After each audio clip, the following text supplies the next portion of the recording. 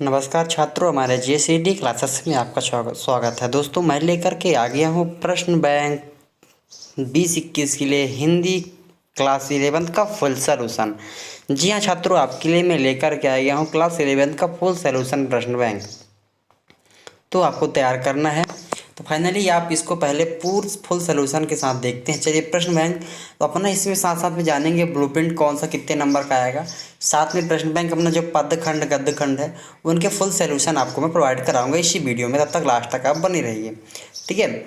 ये पहला अपना देख पा रहे होंगे, हिंदी के पदखंड में आरोह भाग का 20 नंबर का आना है। जी हाँ छात्र, 20 नंबर का मतलब 5 ऑब्जेक्टिव आने हैं, ठीक है। और दो 2 नंबर वाले, 3 2 नंबर वाले और 4 2 नंबर वाले, ठीक। क्वेश्चन ये आपको प्रश्न ब्लूप्रिंट में आपको दिख रहा होगा कि ये क्वेश्चन अपने आरोह भाग पे पदखंड का है।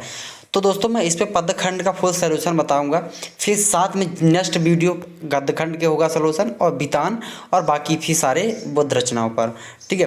तो सबसे पहले अपन चलते हैं पदखंड में, जानते हैं कि क्या अपना मोस्ट प्रश्न था, ठीक है। प्रश्न बैंक और प्रश्न बैंक का सोल्यूशन साथ में आपको मैं प्रोवाइड करा दे रहा हूँ। चलते हैं नेक्स्ट टॉपिक की ओर, ठीक है। तो ये रहा है अपना छात्रों, आपको यहाँ पे दिख रहा होगा क्लास 11 का हिंदी पदखंड।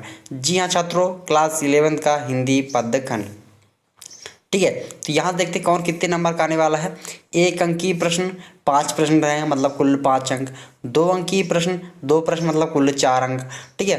3 अंकीय प्रश्न मतलब, ठीक है, 3 अंकीय प्रश्न मतलब 1 मतलब 3 अंक, फिर 4 अंकीय प्रश्न मतलब 2 प्रश्न मतलब 8 अंक, ठीक है छात्रों। तो ये आपको दिख रहा होगा कुल मिला के यहाँ से 20 अंक के प्रश्न आने वाले हैं, ठीक है। ये हो गया। चलिए देखते हैं आगे है। आगे अपना है, देखिए प्रश्न, ठीक है। इनको सारे का प्रश्न सलूशन सहित जानेंगे जी छात्रों, ठीक है। तो पहले आप यहाँ से प्रश्न देख लीजिए। कबीर ने ईश्वर के कितने रूपों को जाना है? तो कबीर ने ईश्वर के एक ही रूपों को जाना है, मतलब कभी ईश्वर एक ही होता है तो एक ही रूप को जानेगा, सिंपल है। दूसरा, मीराबाई की मूलतः भाषा थी तो राजस्थानी की थी, ठीक है। मीराबाई राजस्थानी भाषा थी, उनकी मूलतः भाषा थी। वे आंखें कविता में कभी किसके व्यतीत की चर्चा की है? ठीक, तो किसान के जीवन की व्यतीत चर्चा की थी। जी हाँ छात्रों। चौथा नंबर है याद, घर की याद कविता में कवि को किसकी पाठ, कौन सा पाठ करते हैं? तो गीता की पाठ करते हैं घर की याद में कवि ने, ठीक है। चलिए आते हैं नेक्स्ट क्वेश्चन। यहाँ पे आपको दिख रहा होगा गजल की शेर छंद के लिए आवश्यक है। जी हाँ छात्रों, गजल के लिए शेर का छंद का वाहर, ठीक है, वाहर का। तो इसके पांचवें का आंसर पता क्या होगा? तो बहर होगा। गजल के से छंद के लिए आवश्यक है तो बहर, ठीक है। चलिए नेक्स्ट में आते हैं, अपना खाली स्थान देखते हैं कि कवि ये रिक्त स्थान की पूर्ति कीजिए। कवि भक्ति काल की खाली खाली धारा के लिए कवि हैं, ठीक है। दूसरा है मीराबाई के अपनी अन्यता व्यक्त कीजिए, ठीक है। तो इनके सारे का आंसर मैं आपको प्रोवाइड करा दे रहा हूँ, ठीक है। तो यहाँ पे आप देख लीजिए, मैं एक बार फिर से आपको यहाँ पे प्रश्न बैंक का चाहे तो स्क्रीनशॉट ले लें, ठीक है। यहाँ से प्रश्न 1 का स्क्रीनशॉट ले लें, फिर यहाँ प्रश्न नंबर 2 का स्क्रीनशॉट ले लें। चलिए अब आंसर देखते हैं। यहाँ से आप देख लीजिए, यहाँ पर लिखा कक्षा 11वीं हिंदी, ठीक है, पदखंड प्रश्न बैंक या महत्वपूर्ण प्रश्न। अब बहुत से सारे बच्चे कमेंट करते हैं कि सर प्रश्न बैंक से आएगा कि नहीं आएगा। तो ऐसा कोई श्योर नहीं कहा जा सकती प्रश्न बैंक से आएगा ही आएगा, पर ये कह सकते हैं कि यहाँ से 100% क्वेश्चन फंसने के चांसेस हैं।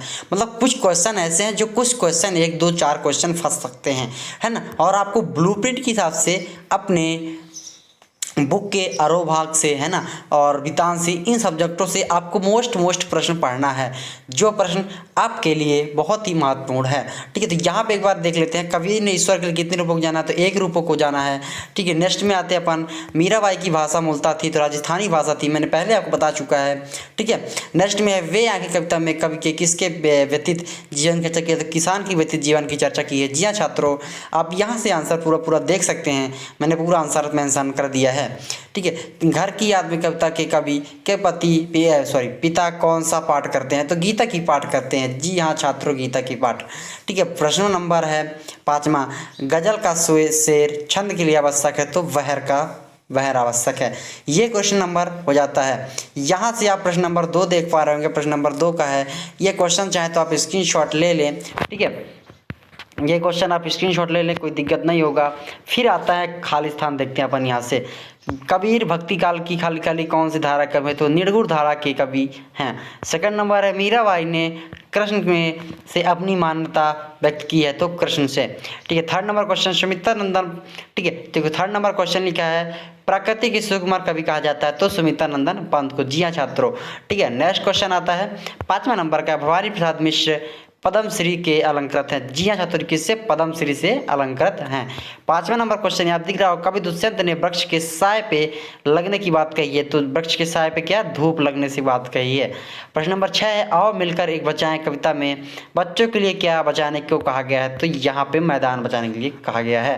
ठीक है, यहाँ पे प्रश्न नंबर 2 तक आप फाइनली देख लिए। प्रश्न नंबर 3 आप देख लीजिएगा, ये प्रश्न नंबर 3 है असत्य और असत्य, तो इसका आंसर मैं पहले आप इनको देख लीजिए, फटाफट क्वेश्चन को पढ़ लीजिए एक बार। ठीक है, मैं क्वेश्चन पढ़ देता हूँ।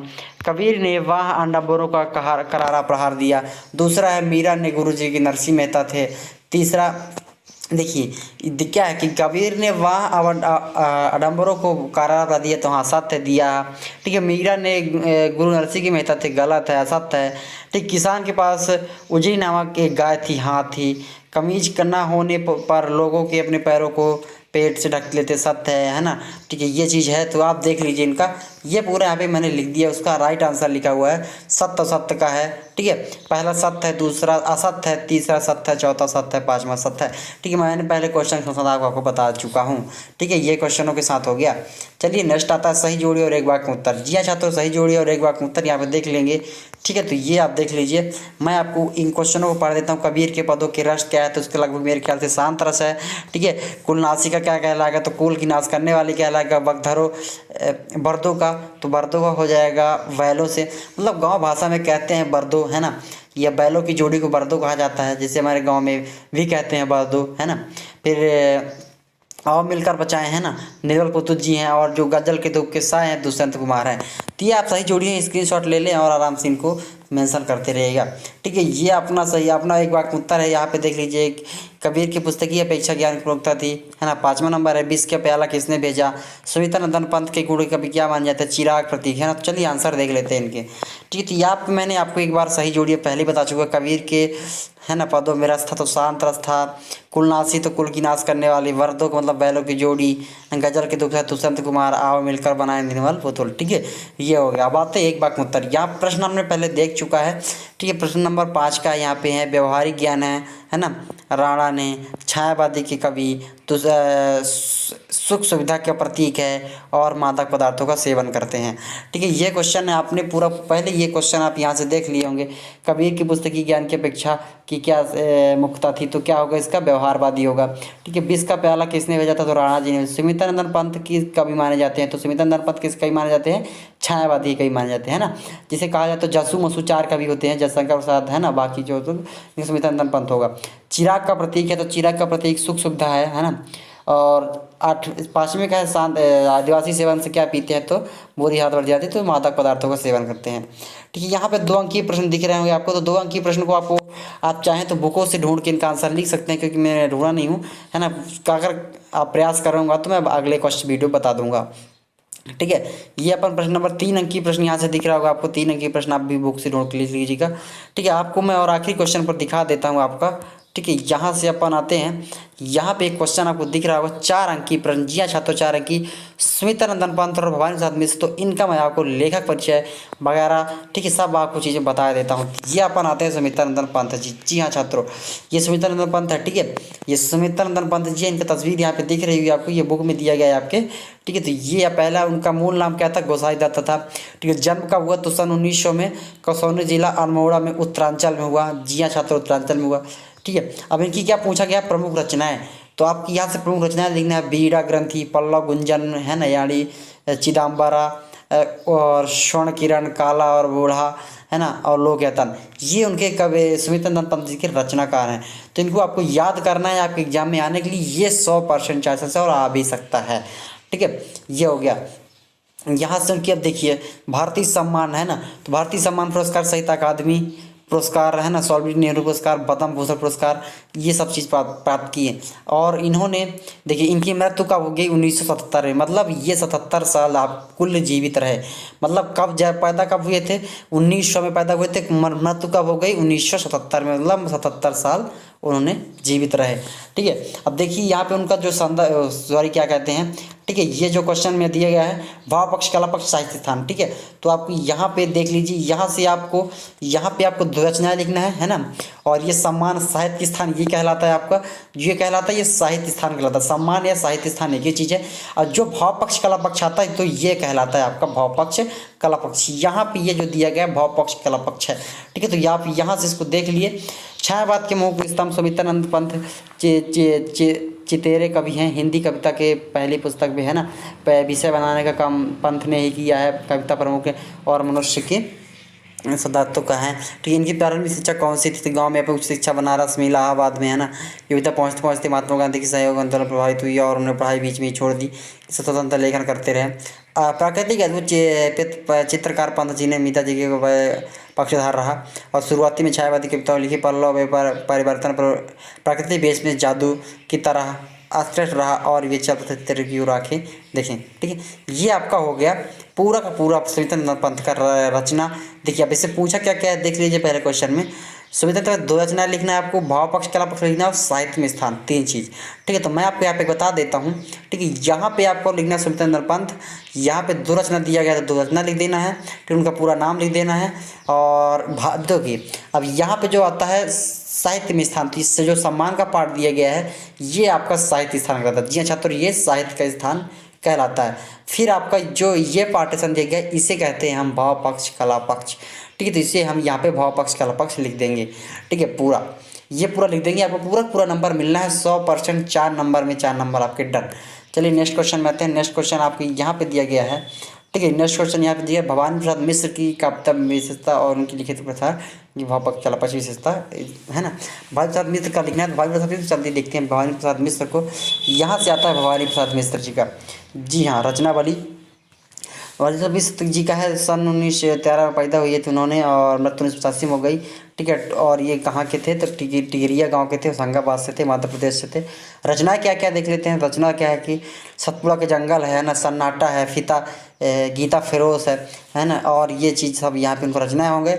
और ये प्रमुख सम्मान मतलब साहित्य स्थान यही कहलाता है, तो यहाँ से आप उनको साहित्य स्थान मिल चुका है। ठीक है, चलिए ये उनकी आप इमेज देख पा रहे होंगे, इतने सारे प्यारे से लग रहे हैं।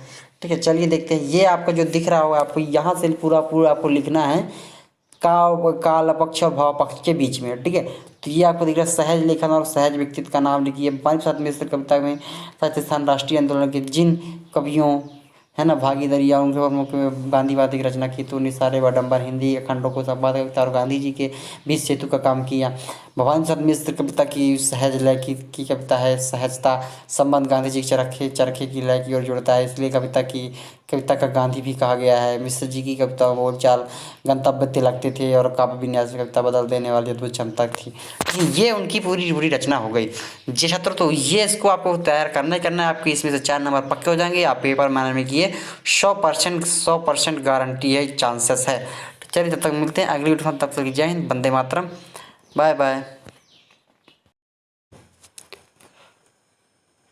नमस्कार फ्री स्टूडेंट, मैं आपके लिए लेकर के आ गया हूँ गद्य खंड का फुल सॉल्यूशन। जी हाँ स्टूडेंट, आपके लिए आ गया है गद्य खंड का फुल सॉल्यूशन।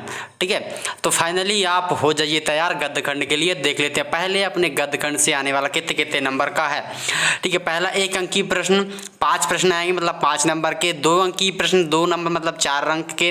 3 अंक की प्रश्न 1 मतलब 3 अंक के, और 4 अंक की ये प्रश्न 2 मतलब 8 अंक के। कुल मिला के 20 नंबर के आने वाले हैं आपके गद्य पार्टीशन से। ठीक है, आप चाहें तो ब्लूप्रिंट के हिसाब से पढ़ाई करते रहेंगे। ये प्रश्न बैंक का फुल सॉल्यूशन के साथ वीडियो है। ठीक है, तो चलिए छात्रों देखते हैं अपन पहला क्या होता है। अपना क्वेश्चन है यहाँ से 2 अंक वाली का क्वेश्चन। ठीक है, तो पहला क्वेश्चन है क्या पंडित आलोपी दीन ने मुंशी बंशीधर को किस पद पर नियुक्त किया था। जी हाँ छात्रों, तो इसका राइट आंसर होगा मैनेजर के पद पर नियुक्त किया था। सेकंड है मियां नसरुद्दीन के वालिद किस नाम से प्रसिद्ध थे, तो इनका राइट आंसर होगा नाना भाई गड़ैया वाले के नाम से प्रसिद्ध थे। जी हाँ छात्रों। ठीक है, थर्ड नंबर का है तेरे दिमाग में तो लोहा भरा है रे बिंधा ताप का कहाँ लगेगा, यह वाक्य है। तो यह वाक्य किसका है? तो त्रिलोकी सिंह का है। जी हाँ छात्रों, त्रिलोकी सिंह का है। तो बहुत ही इंपॉर्टेंट क्वेश्चन आपके लिए है। तो प्लीज़ हमारा अगर JCD एजुकेशन में अगर आप नए हैं तो प्लीज़ चैनल सब्सक्राइब कर लें, क्योंकि आप तो जानते ही हैं आपके लिए सोल्यूशन ढूंढने और बनाने में कितना समय लगता है, कितना मेहनत लगता है। तो आप लोग वहाँ से आप उसके लिए एक लाइक, एक सब्सक्राइब, एक शेयर जरूर कर दें, ठीक है। 4th नंबर है, तुम्हारी फाइल हो गई, पूर्ण हो गई है में फाइल का अर्थ व्यक्त हुआ था। तो इसका राइट आंसर क्या होगा, ठीक है। तो इसका राइट आंसर अपन लोग देख लेते हैं, जीवन की फाइल। जी हाँ छात्रों, जीवन की फाइल पूर्ण हो गई है, ऐसा कहा था उन्होंने। भारत का शब्द किसका है? तो भारत शब्द संस्कृत का है। जी छात्रों, ये अपन 5 नंबर तक कंप्लीट करते हैं। चलिए खालिस्तान देखते हैं, ठीक है। खालिस्तान अपना क्या होता है? मुंशी प्रेमचंद की जीवन कलाम की सिपाही के लेखक हैं। तो किसके हैं? अमृत राय जी हैं। मियां नसीरुद्दीन के क्या कहलाता है? तो मियां नसीरुद्दीन, ठीक है, 56 प्रकार की रोटी बनाने का हुनर सीखा था। जी हाँ छात्रों, 56 प्रकार की रोटी, आप यहाँ पर लिख सकते हैं 56 प्रकार की रोटी, ठीक है। फिर है 3rd नंबर, बचपन से ही बड़ा बुद्धिमान था। तो कौन? मोहन था, क्योंकि मोहन बहुत इंटेलिजेंट बालक था और धनराम को वो 13 का पहाड़ा साल भर में भी याद नहीं कर पाया था, ठीक है। नेक्स्ट क्वेश्चन है, बचपन में ही बड़ा बुद्धिमान था। तो मोहन, ये बता दिया हमने। डिप्टी सेक्रेटरी का अर्थ क्या है? तो डिप्टी सेक्रेटरी का अर्थ राइट आंसर क्या होगा? उप सचिव होता है। जी हाँ छात्रों, उप सचिव होता है, ठीक है। चलिए नेक्स्ट क्वेश्चन आता है। नेक्स्ट क्वेश्चन, नेहरू जी के जालसों की चर्चा थी। तो नेहरू जी की क्या थी? अपने देश के बारे में उन्हें बताना। ये चीज जालसों में चर्चा थी, अपने देश के बारे में बताना है, अपने देश का, ठीक है। नेक्स्ट सत देखते हैं छात्रों। सत यहाँ पे है। तो सत पहले अपन लोग देख लेते हैं, चलिए, ठीक है। पहला है अपना सत्य होगा, क्योंकि पंडित लोपी दीन लक्ष्मी का अखंड विश्वास था। हाँ, सत्य है, था विश्वास उसके पास। सेकंड में लेखिका कृष्णा सोमवती नानबाई मियां नसीरुद्दीन की दुकान पर रोटी खरीदने गई थी, नहीं गई थी छात्रों, गलत है ये। थर्ड, धनराम बचपन से ही बड़ा बुद्धिमान था, नहीं, तो मोहन था, ठीक है। स्फीति में बारिश का पाठ का संस्करण क्या था? तो ये भी असत्य है, ठीक है। और अपना आता है, पेड़ के बजाय आदमी को काटने की सलाह संवेदनशील था। तो ये भी गलत है, नहीं सॉरी, ये सत्य है। हाँ, ये सत्य है, ये कहा गया था, ठीक है। अब अपन लाते हैं सही जोड़ी की ओर। एक वाक्य में सही जोड़ी को, मासिक वेतन का क्या कहलाता है? अपन मासिक वेतन का देखेंगे। तो मासिक वेतन क्या कहलाता है? पूर्ण मासिक का हो गया, ठीक है। और नेक्स्ट आता है रुमाली क्या कहलाता है? तो रुमाली एक तंदूरी रोटी का रुमाल है, ठीक है। फिर नेक्स्ट है रुद्रपीठ क्या कहलाता है? तो शंकर जी का, ठीक है, जो रुद्रपीठ कहता है शंकर जी का क्या कहलाता है? आराधनी कहलाता है, ठीक है। फिर अर्जेंट का क्या होता है? अर्जेंट मतलब आवश्यक, अर्जेंट नहीं बोलते, अर्जेंट मेरे को आवश्यक है। मेरी कहानी का होगा जवाहरलाल नेहरू। तो यह फाइनली आपको इसकी ये पूरा स्क्रीनशॉट ले लें और भी तो पढ़ाई करते रहें। चलिए एक वाक्य उत्तर देखते हैं, ठीक है। तो एक वाक्य उत्तर अपन लोग जान लेते हैं। एक वाक्य उत्तर हमारा क्या क्या है? तो पहला है आपको यहाँ पे दिख रहा होगा, ठीक है, कि नौकरी के अहदे पर ध्यान मत देना चाहिए, पीर के मजार है, यह बात किसने किससे कही थी? तो यह बात बुंदे ने किससे कही थी? बुंदे ने कही थी, किससे? मुंशी जी से। जी हाँ छात्रों, बुंदे ने मुंशी जी से कही थी, ठीक है। दूसरा है, मियां नसीरुद्दीन अखबार बनाने वाले और अखबार पढ़ने वाले को क्या समझते थे? तो निठल्ले समझते। क्या समझते थे? निठल्ले। यहाँ पे लिख देंगे आप, निठल्ले समझते थे, ठीक है। नेक्स्ट क्वेश्चन आता है अपना, स्फीति किस जिले की तहसील थी? तो स्फीति क्या है? लाहौल स्फीति जिले, लाहौल की है क्या थी? तहसील थी। वो लाहौल स्फीति पूरा नाम ही था उसका, ठीक है। जामुन के पेड़ों के नीचे दबे आदमी ने किसका खेल सुनाया था? तो जामुन के नीचे तो क्या है? गौबिल। जी हाँ छात्रों, गालिब। जी हाँ छात्रों, गालिब का वो खेल सुनाया था। नेक्स्ट है, नेहरू जी का स्वागत जनता कैसे करती है? तो भारत माता की जय जयकार का नारा लगाकर नेहरू जी का स्वागत करती थी। अब चलिए 2 अंकी वाले प्रश्न देख लेते हैं। तो अपन लोग 2 अंकी वाले प्रश्न देख लेते हैं। तो अपन लोग चलिए 2 अंकी वाले प्रश्न देखते हैं। तो पहले आप पूरे के पूरे 2 अंकी में 15 आंसर में प्रोवाइड आपको साथ में करा दूंगा, ठीक है। चलिए देखते हैं अपन लोग 2 अंकी वाले, और बाकी जो 3 अंकी वाले प्रश्न हैं उन्हें भी साथ में कुछ देखेंगे, और साथ में आप कुछ 3 अंकी वाले प्रश्न को आप बुकों से आंसर ढूंढ के पढ़ लीजिएगा। चलिए आता है नेक्स्ट क्वेश्चन है, ठीक है। यहाँ पे आप यह देख लीजिए, या पहले आप सही विकल्प दिया तो मैनेजर है, नानभाई गड़ैया है, त्रिलोकी सिंह है, जीवन का फाइल है, और संस्कृत भाषा है, ठीक है। तो इसका स्क्रीनशॉट ले ले चाहे तो। फिर नेक्स्ट क्वेश्चन में आता है खाली स्थान, अमृत राय है ना, 56 प्रकार की रोटी बनाता था, मोहन था, उप सचिव था, और अपने देश के बारे में। ये पूरा आंसर हो गया सेकंड। अब 3rd नंबर सत्य जो पूछा गया था, सत्य है असत्य है, ठीक है, असत्य है, तिरसठ है, तो ये पूरा 77 हो गया। सही जोड़ी अपन देख लेते हैं। सही जोड़ी का क्या था, मासिक वेतन का है, पूर्णमासी का चांद है, रुमाली का रोटी का एक रूप है ना, रुद्रीपीठ शंकर जी की आराधनी है, अर्जेंटा का अत्यंत आवश्यक है, और मेरी कहानी के जवाहरलाल नेहरू है। ठीक है, ये आगे अपना पैक बाक में उत्तर देख ले। बुंदे ने किससे कहा, मुंशी जी का निठल्ले थे, और लाहौल स्फीति था, और गालविन था। ठीक है, ये और कैसे करते थे, तो भारत का नारा लगाकर। ठीक है, अब नेक्स्ट क्वेश्चन आता है। ठीक है, नेक्स्ट क्वेश्चन देख लेते हैं। पहले अपन यहाँ से आ जाता है। ठीक है, पहले क्वेश्चन फटाफट देख लेंगे। नाम देखिए, यहाँ पे जो क्वेश्चन दिया गया था, किसके देव दुर्लभ का त्याग करता है, तो ठीक है, देव दुर्लभ वाला क्वेश्चन देख लेते हैं पहले। ठीक है, ये क्वेश्चन नंबर आपको सबसे पहले आपको दिख रहा होगा यहाँ पे कि पहला क्वेश्चन है आपका फर्स्ट में, देव दुर्लभ त्याग क्यों कहा गया है, तो इसका राइट आंसर यहाँ से कहलाता है यहाँ। ठीक है, जो छात्र यहाँ पे देव दुर्लभ वाला क्वेश्चन है, पहला नंबर क्वेश्चन ये कहलाता है अपना क्वेश्चन नंबर फर्स्ट। ठीक है, यहाँ पे क्वेश्चन नंबर फर्स्ट कहलाएगा। यहाँ देवता की इसका त्याग सरलता से नहीं कर पाते, इसलिए धर्म बंशीधर बुद्धिहीन तथा देव दुर्बल त्याग कहलाता है। ये पहला अपन प्रश्न नंबर फर्स्ट का राइट आंसर होता है। जी अच्छा, तो फर्स्ट का राइट आंसर होता है। चलिए नेक्स्ट में देख लेते हैं अपन। नेक्स्ट आता है। ठीक है, नेक्स्ट में क्या है, दुनिया सोती थी पर दुनिया की जीव जागती है, इस कथन का क्या आशय है। ठीक है, तो इसका कथन का आशय अपन लोग जान लेते हैं। ठीक है, कि दुनिया सोती थी, दुनिया का क्या आशय है कथन का, तो ये आगे जस्ट देख लेते हैं अपन लोग। यहाँ पे देख लीजिए क्वेश्चन दिया हुआ है, ये दूसरा नंबर क्वेश्चन है। जी छात्र, दूसरा नंबर का आंसर है। ठीक है, तो यहाँ पे जिसके पास पैसा है वह न्याय नीति के सामने हाथी कठपुतली बना देता है। 17। ठीक है, दुनिया सोती थी पर दुनिया की जीभ जागती है। उत्तर में दुनिया काम करता है और ना किसी पर बोलता है, यह रात के समय वे ही काम करते हैं। जी हाँ छात्रों, ये पूरा आंसर आपके प्रश्न नंबर 2 का हो गया। ठीक है, चलिए प्रश्न नंबर 3 क्या कह रहा है कि मियां नसीरुद्दीन, प्रश्न नंबर 3 कह रहा है मियां नसीरुद्दीन की दुकान कहाँ पर स्थित थी। ठीक है, तो मियां नसीरुद्दीन की दुकान पता कहाँ पर स्थित थी कि मियां नसीरुद्दीन की ये यहाँ मियां नसीरुद्दीन नामक खानदानी था, जो मियां नसीरुद्दीन की दुकान जामा मस्जिद के पास टमिया माल के गदौया मोहल्ले में थी। जी हाँ छात्र, ये राइट आंसर हो गया। ठीक है, ये प्रश्न नंबर 3 का आंसर है। यहाँ पे चाहें तो स्क्रीनशॉट ले लें आप।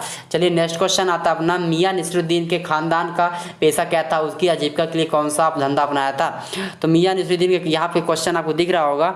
जी हाँ छात्र, आपको यहाँ पे दिख रहा होगा, मियां नसीरुद्दीन का खानदानी पेशा नान बाई बनाने का था। वह आजीविका के लिए एक दुकान चलाते थे, पर वह नान बाई बनाते थे। नान बाई की विशेष प्रकार की रोटी होती है, जिसका बनाने का कारण नसीरुद्दीन हसरत हासिल की थी। ये पूरा 56 प्रकार की रोटी, मियां नसीरुद्दीन 56 प्रकार की रोटी बनाने का हुनर सीखा हुआ था। ठीक है, नेक्स्ट क्वेश्चन आता है छठवां नंबर है बंशीधर। ठीक है, और जो क्वेश्चन था ये अब 2 बार यहाँ पे देख लिए हो गया है। ठीक है, चाहे तो आप इसको हटा सकते हैं। यहाँ से देख लीजिए पूरा खानदान जिसे हम नसीरुद्दीन की महारत हासिल थी। ठीक है, फिर 6वां नंबर क्वेश्चन आता है बंशीधर। ठीक है, वो आता है 5वां है बंशीधर तिवारी कौन थे, जीवन भर कैसे आजीविका चलाई। तो बंशीधर तिवारी क्या थे, मुख्य एक नामक दरोगा कहानी के प्रभावित बंशीधर था। यहाँ से देख लीजिए प्रश्न नंबर 5 का आंसर है, नामक दरोगा कहानी के मुख्य पात्र बंशीधर हमें प्रभावित करता है कि बंशीधर एक ईमानदार, दृष्ट, निश्चयी, कर्मठ और कर्मव्यापी व्यक्ति था। जी छात्रों, यहाँ पर हो गया। आप पहले जानते हैं छात्रों कि आपके लिए इतना मेहनत करना पड़ता है, आपके वीडियो बनाना पड़ता है, तो आप प्लीज़ एक लाइक, एक सब्सक्राइब, एक शेयर जरूर करें अपने फ्रेंडों के साथ। ठीक है, और अगर जिसको भी इसका PDF चाहिए तो हमारे टेलीग्राम चैनल JCD क्लासेस को ज्वाइन कर ले, वहाँ पे टेलीग्राम का PDF मिल जाएगा। ठीक है, चलिए यहाँ पे आता है अपने कार्य में प्रेम। तो वे आदर्शों को व्यक्ति मानने वाले व्यक्ति थे, और आदर्श उतने ही पैसे लालच डालता था जितना कि वह हट नहीं पाता था। ठीक है, लालच भी हटा नहीं पा सकता था, उसके और ज़्यादा कारण आलोपी दिन अपना मैनेजर रखा था। यह अपने पास ईमानदारी के आगे बढ़ाने की प्रेरित करता था। ये पूरा आंसर हो गया अपना। ठीक है, नेक्स्ट क्वेश्चन, अध्यापक त्रिलोकी सिंह ने गंगाराम को दंड देने का क्या उपाय रखा था। ठीक है, तो इसका दंड देने वाला देख लेते हैं अपन लोग, क्या कौन सा क्वेश्चन है। ठीक है, यहाँ से नंबर आता है प्रश्न नंबर 6 का आंसर। ठीक है, ये 6 नंबर का दिया गया है कि दंड देने के आशा है, 6 नंबर का आंसर ये है। ठीक है, तो ये अपन ये याद रखने के बाद मास्टर त्रिलोकी बच्चों को अपने पसंद का बेंत चुनने की छूट देते हैं, मतलब डंडा लाठी के जो कह सकते हैं, छड़ी चुनने का ऑप्शन देते हैं, मोटा पतले, है ना। जबकि लोहार गंगाराम सजा देने का हथियार स्वयं ही चुनते थे। जो लोहार था उसको गंगाराम ने स्वयं मतलब हथियार चुनते थे, है ना। गलती होने पर वे छेड़बे तो हत्या की हाथ लगाना सजा देते थे। ठीक है, ये हो गया। अपन स्पीति की कहानी क्या हुआ, तो स्पीति कहानी देख लेते हैं अपन। स्पीति की कहानी का वर्णन क्या मिलता है, तो यहाँ से आप पूरा स्क्रीनशॉट ले लेंगे पहले। ठीक है, फिर स्पीति कहानी का वर्णन कीजिए। तो 7वें नंबर क्वेश्चन यहाँ से आपको दिख रहा होगा कि ऊंचे, यहाँ पे क्या आंसर है, ऊंचे दरारों की कठिन रास्तों के कारण इतिहास में स्पीति का वजन कम हो रहा है। अलंग है, भूगोल यहाँ प्रसिद्ध है कि बड़ा करने पर आगमन के साधन नहीं है और यह पर्वत श्रेणियों के बीच घिरा है। साल में 8-9 महीने बर्फ से भरी रहती है तथा यहाँ विशेष सत्व काट रहता है। कठिन 3-4 महीने के बसंत ऋतु में काम आते वाली इसी जीविका कहलाती है। ये पूरा स्पीति का कहानी हो गया। चाहे तो इसकी स्क्रीनशॉट ले ले। चलिए नेक्स्ट क्वेश्चन आता है कि लाहौल स्पीति में आगमन की क्या कठिनाई थी, तो कठिनाइयाँ अपन लोग जान लेते हैं। यह तो क्वेश्चन नंबर 8 होता है, जो जी हाँ छात्रों, या क्वेश्चन नंबर 8 होता है जो लाहौल स्पीति का कहानियाँ थी। ठीक है, तो आप इसके पहले प्रश्न में देख चुके होंगे। ऊंचे दर्रों के कठिन रास्तों के कारण इतिहास में स्पीति वर्णन कम रहा। भूगोल में इतिहास में बड़ा कारण आगमन के साधन नहीं थे। ठीक है, आगमन के साधन नहीं थे और यहाँ पर्वत श्रेणी से घिरा हुआ था। यह 8-9 महीने बर्फ रहती थी तथा यहाँ से संसार का से कट रहता था। कठिनता से 3-4 महीने बसंत ऋतु में आती थी। इसके बाद समय स्पीति का जीवन सामान्य नहीं हो पाता था। मानवीय गतिविधियों के अभाव के कारण ये इसका वर्णन नहीं पाता। जय छात्रों, ये पूरा स्क्रीनशॉट ले लिए होंगे। फिर 9वां नंबर आता है, ठीक है, कि ये जो क्वेश्चन एक क्वेश्चन और आता है कि मतलब स्पीति के लोग जीवन यापन के लिए कठिनाई क्या सामना करते हैं। तो ये क्वेश्चन तो पूरा हो गया। ठीक है, ये पूरा हो गया। अब ये क्वेश्चन और आता है आपके सामने, जो क्या लेना ठीक है ना। तो देखिए, संवेदनशील मामलों में ये क्वेश्चन नंबर 9 है। ठीक है, मैं पढ़ देता हूँ क्वेश्चन को। संवेदनशील मामलों में बड़े अफसरों की राय लेना कहाँ तक ठीक है। ठीक है, तो संवेदनशील देखिए क्या है, संवेदनशील में फास्ट काम करना चाहिए। तो क्या प्रॉब्लम थी, अंश के सरकारी कार्यालयों में काम टालू कार्य के बैंक किया था। सरकार हर व्यक्ति की दूसरे जिम्मेवारी टालता था। संवेदनशील विषयों में शीघ्र का निर्णय नहीं लेते थे और यह कागजी कार्रवाई पर व्यस्त थे। जी हाँ छात्रों, ये पूरा आंसर 9 नंबर का है। ठीक है, चलिए अब आते हैं 10 नंबर में कि मनचले क्लर्क किस समस्या के हल के कारण चाहते थे। तो क्या था उनका, ठीक है, जो चलिए ये क्वेश्चन हटा देते हैं। 11वां नंबर देखते हैं। ठीक है, 10वां नंबर बाद में बताएंगे। 11 नंबर यहाँ क्वेश्चन आता है अपना। ठीक है, कि ये क्वेश्चन 11वां नंबर दिया है कि पेड़ के नीचे दबा हुआ आदमी किस शायर और कौन सा शेर सुनाता था। तो जी हाँ था, तो दबे हुए आदमी, उसका राइट आंसर यहाँ से देखते हैं उत्तर अपना। दबे हुए आदमी ने एक शेर बोलकर यह बताया कि हमें तुम कब निकालोगे, जब मर जाएंगे तब। दबा हुआ आदमी एक जगह भरकर आहिस्ते से बोला। ठीक है, फिर हमने माना कि तागा फुल ना करेंगे लेकिन खपा हो जाएंगे हम, तुमको खबर होने तक नहीं देंगे। ये पूरा शेर सुना रहा था वो। ठीक है, इस बात पर सुनकर माली चकित हुआ और जाकर कि दबा हुआ व्यक्ति आदमी को गुमशान शायर सुना रहा है, उसको बाहर निकाला। ठीक है, ये पूरा क्वेश्चन हो गया। नेक्स्ट क्वेश्चन में आते हैं अपन लोग। ठीक है, नेक्स्ट क्वेश्चन क्या था, 12वां नंबर क्वेश्चन है कि कृषि विभाग वालों ने मामले में हार्टिकल्चर विभाग में सौंपने की क्या तर्क किया। तो यहाँ से क्वेश्चन नंबर 13 का है। ठीक है, तो यहाँ पे क्वेश्चन देख लीजिए, कृषि विभाग वालों ने मामलों के हार्टिकल्चर विभागों में सौंपने के क्या तर्क दिए। ठीक है, तो इसका राइट आंसर पढ़ लेते हैं पहले। कृषि विभाग वाले मामलों में हार्टिकल्चर विभाग को सौंपने के पीछे तर्क ये विभाग किया कि अनाज खेती-बाड़ी विषयों से संबंधित मामले में फैसला रखता है। यह फलदार वृक्षों के मामले में फैसला नहीं रखता। यह आता एग्रीकल्चर स्थान पर हार्टिकल्चर डिपार्टमेंट के अंतर्गत आएगा। तो मतलब जो एग्रीकल्चर था, ठीक है, तो एग्रीकल्चर क्या फसल का देखता है, और सॉरी हार्टिकल्चर फसल देखता है, तो एग्रीकल्चर क्या कहलाता है, फल के मामलों में आएगा, इसलिए उन्होंने नहीं कहा। ठीक है, 13 नंबर क्वेश्चन यहाँ पे है। 13 नंबर क्वेश्चन है, नेहरू जी के भारत में आने किसान की क्या थी। जी हाँ छात्रों, नेहरू जी का था। तो 13 नंबर क्वेश्चन था कि नेहरू जी भारत में सभी किसानों को कौन सा प्रश्न बार बार करते थे। तो क्या नेहरू जी भारत के सभी किसानों को भारत माता की जय के विषय में प्रश्न बार बार किया करते थे। उनसे यह पूछते करते थे कि किसान जिस भारत माता की जय करते हैं वह कौन से। नेहरू जी के प्रश्न पर लोग जवाब देते हैं धरती वे भारत माता कहते थे, और नेहरू जी के फिर प्रश्न करते थे कि कौन सी धरती के बारे में बात की जा रही है। ठीक है, ये हो गया। नेक्स्ट क्वेश्चन आता है। ठीक है, नेक्स्ट क्वेश्चन था कि भारत माता के प्रति नेहरू जी की क्या अवधारणा थी। ठीक है, ये 14 नंबर क्वेश्चन था। ठीक है, जी हाँ छात्रों, ये 14 नंबर का क्वेश्चन है। ठीक है, कि क्या धारणा थी भारत माता के प्रति नेहरू जी की क्या अवधारणा थी। किसानों को बिल्कुल अलग थी। उनका मानना था कि हमारे देश की धरती खेत पहाड़ जंगल झरने इत्यादि अंग हैं, और मगर भारत में सभी लोग पूरे देश में सही मायने में ही भारत माता है। ठीक है, ये पूरा मानते थे। अब नेक्स्ट को एक क्वेश्चन और आता था। ठीक है, कि किसका जिक्र करते थे। तो ये जिक्र वाला क्वेश्चन तो नहीं मिल रहा मेरे को। लोग। ठीक है, ये क्वेश्चन पूरा हो गया। चलिए नेक्स्ट क्वेश्चन में आते हैं अपन लोग, कि नेक्स्ट क्वेश्चन में आते हैं। ये आप और देखिए, और जो क्वेश्चन 4 अंकी वाले क्वेश्चन दिए गए हैं ना, कि उनके वो बता दीजिए कवि परिचय है ना। तो जो कवि परिचय है मुंशी प्रेमचंद जी का, तो यहाँ पे देख लीजिए मुंशी प्रेमचंद जी का। तो छात्रों यहाँ पे देखिए कवि परिचय देख लेते हैं अपन लोग। ठीक है, मुंशी प्रेमचंद जी का कवि परिचय है। ठीक है, रचनाकार अपने श्रम भूमि निर्मल है ना, गबन गोदान और सोचते व है ना, ये सब कवि परिचय थे मुंशी प्रेमचंद जी के।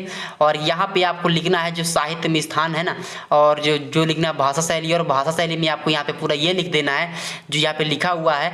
ठीक है, भाषा शैली में लिख देना, और आपको लिख देना है साहित्य स्थान में कि इनका हिंदी में महत्वपूर्ण में साहित्य स्थान था। ठीक है, यहाँ पे आप लिख ली, यहाँ पे आपको साहित्य स्थान यहाँ तक सिर्फ लिखना है।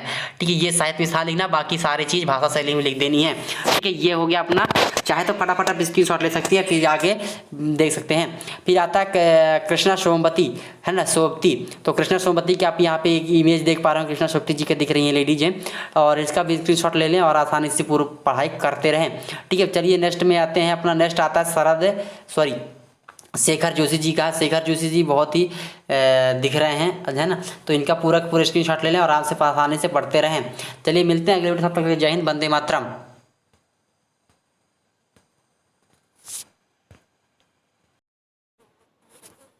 नमस्कार छात्रों, हमारे JCD क्लासेस में आपका स्वागत है। मैं छात्रों आपके लिए कर रहा हूँ कक्षा 11वीं का वितान। जी हाँ छात्रों, कक्षा 11वीं का वितान हिंदी सब्जेक्ट का जो प्रश्न बैंक सोल्यूशन है, पूरा प्रश्न बैंक सोल्यूशन मैं इसमें प्रोवाइड कराऊंगा आपको। ठीक है, जो भी क्वेश्चन आपके प्रश्न बैंक में आए हैं तो आपके पेपर में आने के 100% चांसेस है, और ये साफ साबित हो चुका है कि आपके प्रश्न बैंक से पेपर बनने हैं, है ना। तो चलिए देखते हैं फटाफट अपने वितान सब्जेक्ट का हिंदी के वितान भाग का पूरा प्रश्न उत्तर। यहाँ पे लिखा है, ठीक है, कुएं की मुंह का छोटा क्यों रखा जाता है। तो इसका राइट आंसर यहाँ पे आपके सामने दिख रहा होगा छात्रों। ठीक है, ये पूरा आपके सामने आंसर है। ठीक है, ये आपको पूरे इतना आंसर लिखना है। ठीक है, तो ये पूरा आप चाहें तो स्क्रीनशॉट ले लें या फिर चाहें तो लिख लें, नोट डाउन कर लें, रफ पेन कॉपी निकाल लें। मैं जल्द से जल्द नेक्स्ट वीडियो भी अपलोड करूँगा। मैं आपको बता दूँ, अगर हमारे क्लासेस पर नए हैं तो प्लीज़ चैनल को सब्सक्राइब कर लें, बेल आइकन दबा लें, ताकि कोई भी वीडियो में अपलोड करूँ तो उसका नोटिफिकेशन आपको सबसे फास्ट मिल सके। यहाँ पे आंसर चलिए देखते हैं। कुएं का मुंह छोटा रखने के 3 कारण है। पहला कारण, तो छोटे व्यास में पानी की मात्रा अधिक होती है, पानी में आराम से निकाला जा सकता है। बड़ा व्यास होने के कारण पानी का फैलाव अधिक हो जाता है तथा पानी निकालने में मुश्किल होती है। ठीक है, दूसरा कारण ये भी है ना, अधिक गर्मी पड़ना, अधिक बहुत व्यास होने के कारण अधिकतर पानी भाप बनकर उड़ जाता है, इसलिए कुएं का मुँह छोटा रखना सुरक्षित रहता है। थर्ड नंबर, तीसरा कारण है कुएं को बढ़ाकर ढककर रखना। छोटे मुँह वाली कुएं को ढकना आसान होता है, बड़ा व्यास वाले मुँह को ढकना आसान नहीं। तो बहुत ही ईजी क्वेश्चन, बहुत ही इंपॉर्टेंट क्वेश्चन था। मैंने आपको पूरा आंसर आपको बता दिया है। ठीक है, यहाँ पे सेकंड क्वेश्चन देख लेते हैं, है ना। ये जो क्वेश्चन आपको, बाकी क्वेश्चन जो दिख रहे हैं आपको इनको भी साथ में तैयार करना है, क्योंकि ये मोस्ट प्रश्न है, आपके पेपर में आ सकते हैं। ठीक है, यहाँ पे तेजारों के अलावा कुएं निर्माण में कार्य कौन कौन करते हैं। ठीक है, तो तेजारों के अलावा कुएं निर्माण में कार्य करने वाले जैसलमेर ग्रामवासी पालीवाला नामक ब्राह्मण तथा मेवाला नाम के अनुसूचित जनजाति निपुण थे। ये 2 साल में कुएं की निर्माण करे, है ना। तो बहुत इंपॉर्टेंट क्वेश्चन आपके पेपर में है, और ये प्रश्न बैंक में पूरे प्रश्न आए हैं।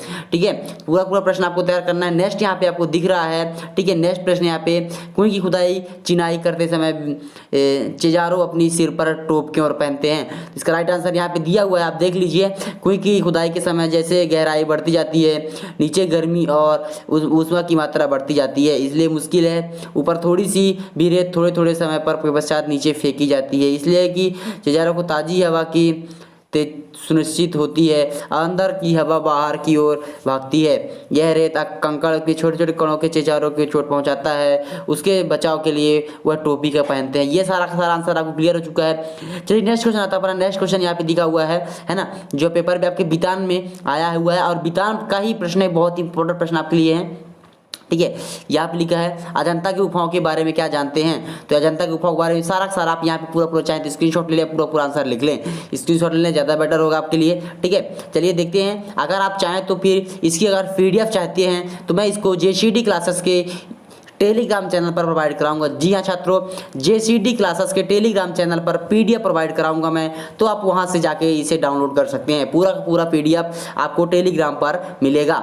चलिए देखते हैं आगे। गुफाओं में ऐतिहासिक सूजन की प्राचीनतम परंपरा रही। अजंता गुफाएं, इनकी प्राकृतिक में पूरी दुनिया प्रसिद्ध है। अजंता की चौथी गुफा 6वीं शताब्दी के बीच साम्राज्य में खोदी गई है ना। ये सारा का आंसर है, ये पूरा क्वेश्चन है। ठीक, यहाँ पे लिखा हुआ है एलोरा गुफाएं के महत्व क्या जानते हैं, तो ये पूरा आंसर पूरा स्क्रीनशॉट कर लेना है। ठीक है, नेक्स्ट क्वेश्चन यहाँ पे लिखा है लता के स्वर के निर्मल सूत्र का क्या कारण है। जी हाँ छात्रों, लता के स्वर का निर्मल मूल कारण क्या था, तो लता के स्वर में निर्मलता और पवित्रता का पुट में प्रभावित था। ये कुमार गंधर्व का मानना है कि लता के चरित्र स्वभाव दृष्टिकोण निर्मलता के गायन के निर्मल रूप से उभरी है। ठीक है, चलिए यहाँ पे लिखा क्वेश्चन लिखा, पहली बार लता जी का गाना रेडियो सुनकर लेखक कुमार गंधर्व ने क्या सोचा। तो पूरा आंसर, ये बहुत इंपॉर्टेंट प्रश्न है और आगे पेपर में आने के लिए ये ऐसे प्रश्न के 100% चांसेस हैं, तो साथ में इसे तैयार करना ही करना है आपको। ठीक है, तो आप टेलीग्राम चैनल को हमारे ज्वाइन कर लें। मैं बार बार कह रहा हूं कि जिसे भी वार्षिक का पेपर या फिर इस तरह का नोट्स चाहिए तो हमारे टेलीग्राम चैनल को ज्वाइन कर लें, लिंक डिस्क्रिप्शन में है। आपको डिस्क्रिप्शन नहीं पता है तो जो टाइटल लिखा हुआ है, जो लिखा हुआ है उसको टच करेंगे तो आपको डिस्क्रिप्शन नीचे मिल जाएगा। लेखक कुमार गंधर्व ने रेडियो को पहली बार जब लता की गायन को सुना है ना, तो सुना तो स्वर को मधुरता कोमलता हैरान हो गए। तन्मय होकर उन्होंने पूरा गीत सुना। जब उनके कोरोना की गति, तब सुबह सोचने लगे प्रसिद्ध गायक दीनानाथ मंगलेश्वर की गायक का दूसरा रूप ही उनकी बेटी का आवाज़ कोमल है। बहुत ही ईजी क्वेश्चन, बहुत सिंपल पेपर है, आपके एग्जाम में आने के लिए चांसेस हैं। सारा सारा आपको तैयार करना है, तो मैं आपको फटाफट अभी पढ़ के बता देता हूँ। आप चाहें तो इसको फटाफट लेते रहें स्क्रीनशॉट, है ना, और आपके पेपर में आने के लिए 100%। वैदिक काल के किसे कहा जाता है, वैदिक काल संगीतों कितने प्रकार संगीत उल्लेख करते हैं। तो ये पूरा क्वेश्चन आपके सामने रहा, पूरा पूरा आंसर आप यहाँ से देख सकते हैं। ठीक है, ये पूरा क्वेश्चन आपको देखना है यहाँ से और पूरा आंसर यहाँ पे लिखना है। चलिए छात्रों चलते हैं नेक्स्ट क्वेश्चन की ओर। अपना प्रश्न नंबर 5 हो चुका है। प्रश्न नंबर 6 में आते हैं, यहाँ पे लिखा है भारतीय संगीत के कितने संबंध थे। तो ये पूरा आंसर आपको दिखना है यहाँ पे, है ना। भारतीय संगीत के मुख्यतः कितने संबंध थे। तो भारतीय संगीत मुख्यतः सुर ताल राग का संबंध, भिन्न भिन्न कला के अनुसार भारतीय संगीत पाए जाते हैं, अलग अलग, है ना, बताए जाते हैं। ये पूरा आंसर हो गया। यहाँ पे लिखा हुआ है शास्त्रीय संगीत और चिटपट संगीत में अंतर। जी हाँ छात्रों, शास्त्रीय संगीत और चिटपट संगीत में अंतर। शास्त्रीय संगीत लता ताल गंभीर होते हैं, शुद्ध शास्त्र शुद्ध एवं परिपक्व होते हैं, तथा चित्रपट संगीत में ताल प्रारंभिक अवस्था में होती है, सुगम तथा लोचर होते हैं। चित्रपट संगीत में रजनीकांता पर बल दिया जाता है, जबकि शास्त्रीय संगीत में आघात और लय अधिक बल दिया जाता है। ये पूरा आंसर आपके सामने होगा छात्रों। चलिए नेक्स्ट क्वेश्चन आता है, यहाँ पे लता मंगेशकर के स्वर की मूलतः क्या कारण है। लता मंगेशकर के स्वर की मूलतः कारण पवित्रता का जुट है और उन्हें प्रभावित है कि कुमार गंधर्व का मानना है कि लता के चरित्र स्वभाव और दृष्टिकोण निर्मल में ही उनके गायन के उसी रूप में बढ़ती है। ठीक है, यहाँ पे देख लेते हैं, पहली बार लता रेडियो सुनकर गंधर्व की क्या सोची। ये पूरा आंसर आपको हो चुका है। ठीक है, यहाँ पे लिखा है वर्षा न होने के कारण कुएं में पानी क्यों कहां से आता है। तो जबकि वर्षा होती है तो कुएं की बूंद की रेत अंदर नमी के रूप में इकट्ठी हो जाती है, नीचे खड़ियां और पत्थर की पट्टी पहुंचकर नमी अटक जाती है, पत्थर की तरह नमी भी नीचे आ जाती देती है, इसी स्थान में कुएं में धर। तो पूरा आंसर क्या लिखना, पूरा स्क्रीनशॉट ले ले, चाहे तो आप आसानी से पूरा लिख लेंगे, है ना। नोट डाउन कर ले फटाफट, चाहे तो नोट डाउन करते रहें या फिर स्क्रीनशॉट लेते रहें वीडियो का, है ना। वीडियो को पहले आप इसकी वीडियो को हाई क्वालिटी करेंगे, इसके बाद स्क्रीनशॉट लेंगे। ठीक है, यहाँ पे जो क्वेश्चन दिया है आपके सामने है, लता ने नूरजहां की आगे निकलकर जाने का क्या कारण है। तो लता मंगेशकर नूरजहां के यहाँ बाद में गई, परंतु शीघ्र ही उसने आगे निकल गई। नूरजहां के गीतों में मादक उतना था जो मनुष्य के जीवन में से नहीं जोड़ता था, लेकिन लता के स्वर को कोमलता निर्मलता मधुरता थी और जीवन की दृष्टि से बहुत ही गीतों निर्मलता।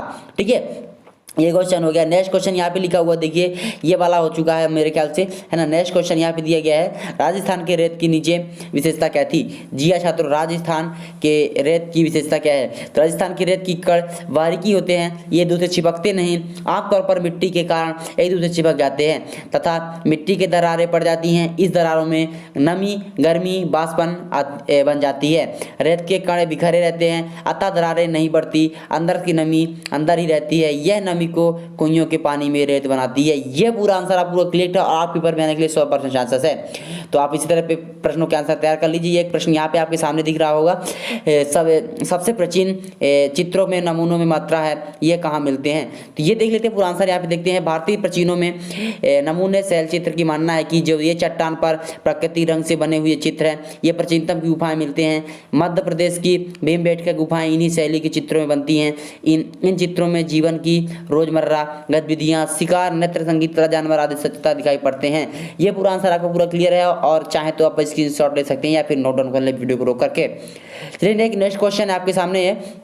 यहाँ पे लिखा भारतीय संगीतों को क्या विशेषता है, मतलब जो भारतीय संगीत है उनकी क्या विशेषता है, इस पर चर्चा करना है। देखिए हम आंसर पढ़ते हैं फिर आपको समझाते हैं। भारतीय संगीतों में एक मुख्य विशेषता यह है कि वे वस्तु से संगीत निकालते हैं। मतलब कोई भी वस्तु, जैसे कहा जाए ढोलक है ना, बीड़ा, शतरंज है ना, ये सारे चीज़, बांसुरी, वाद्य यंत्र जैसी, इनसे क्या निकालते हैं, संगीत निकालते हैं। इनका प्रमाण है भारतीय संगीत पारंपरिक वाद्य यंत्रों के दृष्टि से, यहाँ पे लिखा हुआ भी है कि दृष्टि डालने से मिलता है। बीड़ा, जल तरंग, खावा, तोतार है ना, बांसुरी जैसे वाद्य यंत्रों को देखकर व सुनकर ये उन बातों में भली भांति समझा जा सकता है। इन वाद्य यंत्रों को प्रयोग से चीज़ों में आसपास रोजमर्रा का प्रयोग होने वाली जैसे पानी, तार, बांस इत्यादि अद्भुतता कारण संगीतों को मोम विश्व पर मचाई जाती है। पूरा आंसर पूरा एकदम क्लियर एग्जैक्ट है, आपको पूरा आंसर तैयार करना है। ये पूरा वीडियो जो रोक कर लिख लें या फिर चाहे तो आसानी पूर्वक लिख लें। यहाँ पे क्वेश्चन है, भरत मुनि ने नाट्य शास्त्र के आधार पर नृत्य और नृत्य में अंतर स्पष्ट कीजिए। नृत्य और नृत्य पे अंतर पूछा है कि भरत मुनि नाट्य शास्त्र के आधार पर। तो यहाँ पे आंसर लिखा हुआ देखिए, पूरा आंसर आपके एग्जाम में बेस्ट से आने के लिए बहुत ही चांसेस है और पेपर में आएगा ही जाएगा। ये 100% ऐसे क्वेश्चन आते हैं, ठीक है। चलिए देखते हैं, यहाँ पे लिखा हुआ है छात्रों कि विभिन्न भारतीय कलाओं व प्रामाणिकता मूल आधार पर भरत मुनि द्वारा नाट्य शास्त्र में ही रहा है।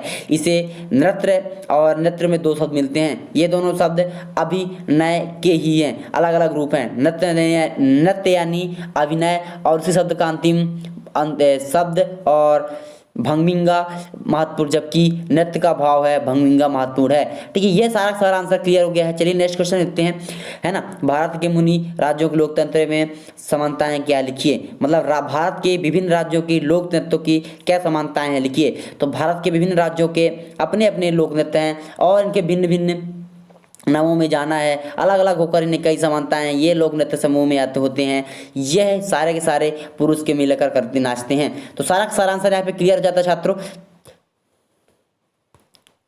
सारा आंसर पे क्लियर हो जाता है। चलिए मिलते हैं अगले वीडियो के साथ। अगर ऐसे ही आपको फुल सोल्यूशन सहित अगर हर सब्जेक्ट का चाहिए तो हमारे JCD क्लासेस को सब्सक्राइब कर लें, ताकि मैं वहाँ पे कोई वीडियो अपलोड करूँ तो सबसे पहले वो मिल सके नोटिफिकेशन। चलिए मिलते हैं अगले वीडियो के साथ। अगर इसका PDF चाहिए तो हमारे टेलीग्राम चैनल को ज्वाइन कर ले, लिंक डिस्क्रिप्शन में है, ठीक है। टेलीग्राम पे सर्च करेंगे JCD क्लासेस तो वहाँ पे जाके ज्वाइन कर लेंगे, ठीक है। चलिए मिलते हैं अगले वीडियो के साथ। नमस्कार छात्रों, हमारे JCD क्लासेस में आपका स्वागत है। जैसे कि आप देख रहे थे, हमारा हिंदी का अभिव्यक्ति और माध्यम में से ये जो 10 नंबर का आना था, जी हाँ छात्रों, अभिव्यक्ति और माध्यम में से 10 नंबर का आना था, उन सारे क्वेश्चनों पर चर्चा करेंगे। उन सारे के सारे प्रश्न बैंक पर उन सोल्यूशन आपको प्रोवाइड कराएंगे। चलिए देखते हैं हमारा प्रश्न बैंक और सोल्यूशन क्या है अभिव्यक्ति और माध्यम का। क्लास हिंदी क्लास 11th के लिए, ठीक है। तो यहाँ पर लिखा है मौखिक व अमौखिक संचार, ये क्वेश्चन आया हुआ है, ठीक है। तो इसका है, जब हाथ जोड़कर मुख से प्रणाम बोलकर सम्मान करते हैं तो उसे अमौखिक और मौखिक संचार कहते हैं, ठीक है। ये होता है, पहला हो गया आपका, ठीक है। सेकंड नंबर लिखा है, ठीक है। सारा आंसर आप देख लेंगे फटाफट, ठीक है। यही लिखा है, समाचार का अर्थ क्या है। फटाफट आप चाहें तो स्क्रीनशॉट लेते रहें या फिर वीडियो को रोक करके आप आसानी से लिख लें, कोई दिक्कत नहीं।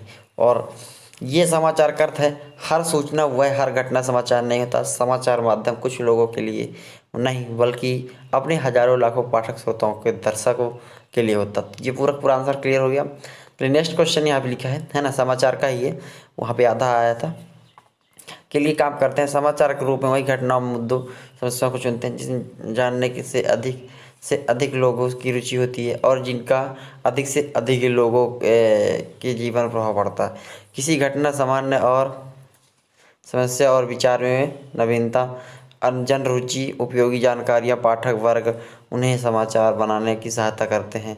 अतः समाचार को इस प्रकार से प्रभावित किया जा सकता है कि समाचार किसी भी ताज़ा घटना विचार या सम्मान की रिपोर्ट और जिसमें भाव अधिकतर लोगों की रुचि है जिसका अर्थ अधिक कम उस लोग भाव करते पड़ रहा है।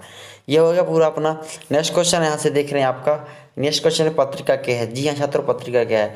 समाचार पाठक में काम करने वाले पात्र देश दुनिया की घटनाओं सूचनाओं समस्याओं समाचार रूप से परिवर्तित पाठकों तक पहुँचते हैं। प्रति सूचना को क्या हुआ यहाँ पे, प्रति सूचनाओं का संकलन करते हैं और समाचार के रूप में ढालकर प्रस्तुत करते हैं। इसे हम पूरी प्रक्रिया को पत्रिका कहते हैं। ये पूरा क्वेश्चन हो गया, पूरा क्वेश्चन का आंसर हो गया। चलिए नेक्स्ट क्वेश्चन में आते हैं अपन लोग। नेक्स्ट क्वेश्चन यहाँ पे दिया है, ठीक है। यहाँ पे दिया हुआ है शब्द विचार, ठीक है। इसको यहाँ पे समझना है। यहाँ पे दो क्वेश्चन है, शब्द आखिर क्या है और शब्द क्या है, शब्दकोश क्या है, ठीक है। दोनों क्वेश्चन है, तो देख लेते हैं। पढ़ते पढ़ते अचानक पाठक रुक जाता है, कारण शब्द का अर्थ समझना पड़ता है। अर्थ समझने के लिए शब्दकोश का सहारा लिया जाता है।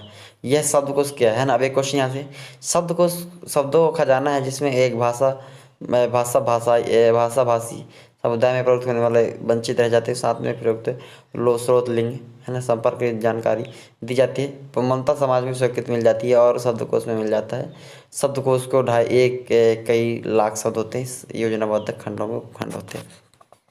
ये सारा सारा आपको आंसर पूरा क्लियर हो गया। चलिए नेक्स्ट क्वेश्चन में आते हैं अपन। यहाँ पे लिखा हुआ है, नीचे दिए गए कर्मखंडों को शब्दकोशी क्रम में लिखिए ना। तो यहाँ पे सारा लिख दिया गया है, तो आप चाहे तो स्क्रीनशॉट ले लें या फिर नोट डाउन कर लें। वीडियो को रोक कर व्यक्ति माध्यम क्लास 11 का है ना। यहाँ पे क्वेश्चन लिखा हुआ है आपके सामने है, संपादक का अर्थ स्पष्ट करते हुए है ना। तो आप पहले स्क्रीन में जितना दिख रहा है सबसे पहले आप उतना स्क्रीनशॉट ले लें। इसके बाद मैं आपको आगे का दिखाऊंगा, ठीक है। यहाँ पे लिखा है निष्पक्षता, तत्वों की शुद्धता और वस्तुपरकता, ये 3 चीज़ हो गया। आगे नेक्स्ट में चौथा 5वां दिखा देता हूँ मैं आपको, ठीक है। 3 तक हो गया, संतुलन और स्रोत। ये 5 आंसर लिखेंगे मिला के पूरा का डिटेल, तब जाके 5 नंबर आपको मिलेंगे, ठीक है। ये पूरा हो गया आंसर। कुछ एक छूट गया था, एक क्वेश्चन आया हुआ है, डायरी किसे कहते हैं ना।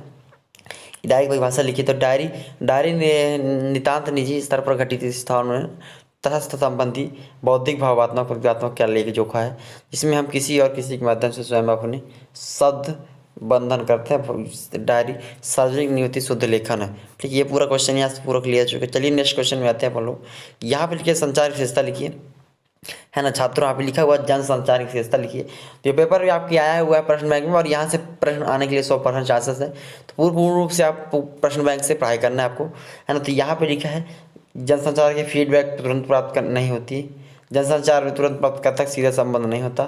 इसमें से द्वारपाल होते हैं, प्रकाशित संबंध व्यतीत होते हैं, प्रकाशित और प्रसारित संदेशों को सार्वजनिक होती है। तो ये अपना पूरा विशेषता हो गया। चलिए नेक्स्ट क्वेश्चन देख लेते हैं। यहाँ पे आता है एक नेक्स्ट क्वेश्चन है, ठीक है। यहाँ पे लिखा है कि ये हाँ यहाँ से लिखा हुआ ये देख लीजिए, स्ववृत्तांत बायोडाटा लेखन और रोजगार पर संबंधी आवेदन पत्र, है ना। तो इसका देखना है ये पूरा, ये जो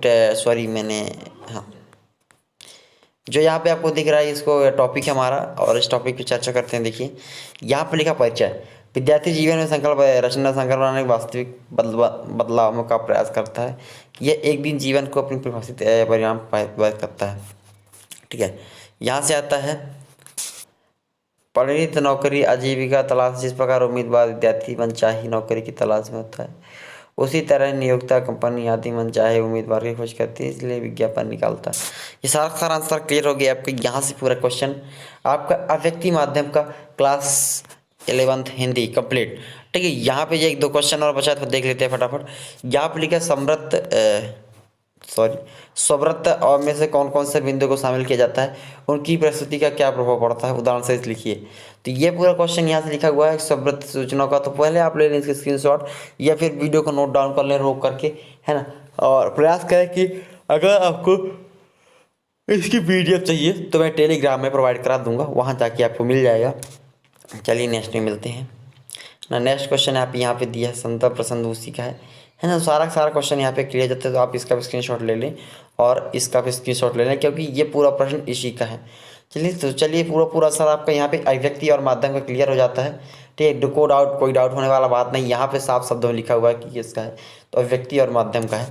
ठीक है, तो सारा क्वेश्चन कंप्लीट हो जाता है। चलिए मिलते हैं अगले वीडियो, तब तक जय हिंद, वंदे मातरम, है ना। अगर चैनल पर नए हैं तो प्लीज़ चैनल सब्सक्राइब कर लें, बेल आइकन दबा लें, ताकि कोई वीडियो आए नोटिफिकेशन आपको सबसे पहले मिले। चलो जल्द, और साथ में कोई भी वीडियो संबंधी न्यूज़ डालूँ, जैसे ऑनलाइन होगा या ऑफलाइन होगा या ओपन बुक होगा, तो आप सबसे पहले न्यूज़ आपको ही मिले, इसलिए आप चैनल सब्सक्राइब कर लें। जय हिंद, वंदे मातरम।